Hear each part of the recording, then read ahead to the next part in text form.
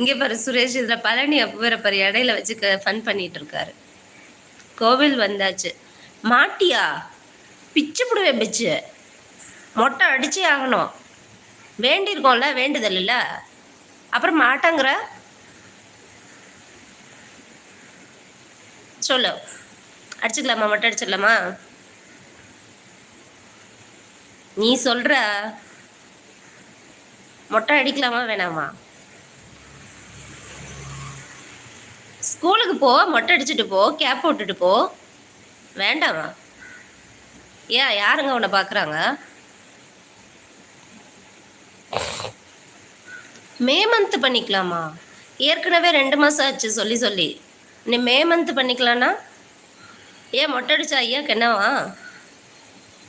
யார் பார்க்குறாங்க இப்போ ஐயாவை? ஃப்ரெண்ட்ஸ் கிண்டல் பண்ணுவாங்களா? ஏன் அவங்கள மொட்டை அடிக்கிறதே இல்லையா?